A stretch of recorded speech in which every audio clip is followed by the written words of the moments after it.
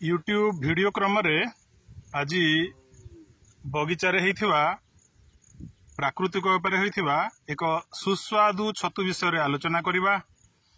एई छतु होउची खाइबा योग्य छतु एवं सुस्वादु छतु। देखंतु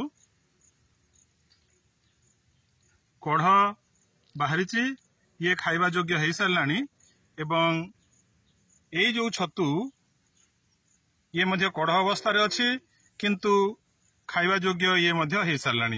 याकू उपाड़ी की देखिबा केमिति आमे याकू ठीक भाव रे उपाड़ीबा को पड़िबो। जेमिति छिंडी गले मध्य तळ अंशटा पुणी से माटी रे पचि जीवो।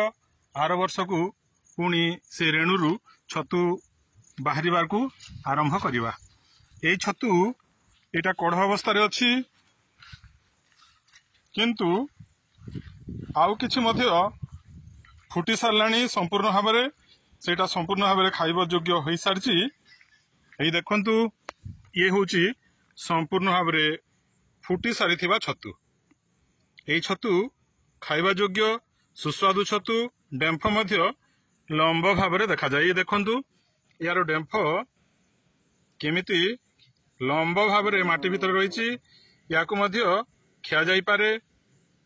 एथिरे पुष्टिसार भरपूर हेकरी अछि।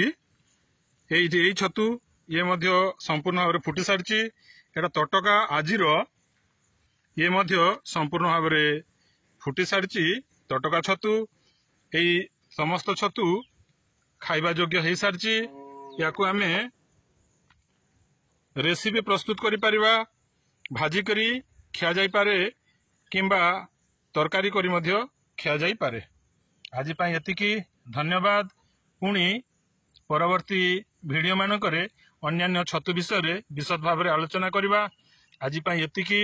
जदि वीडियोटी भलो लागुची तेबे निश्चित भाव रे लाइक करंतु, सब्सक्राइब करंतु एवं परवर्ती वीडियोटी आपनका पाकु नोटिफिकेशन आसरे निश्चय चली जिवो।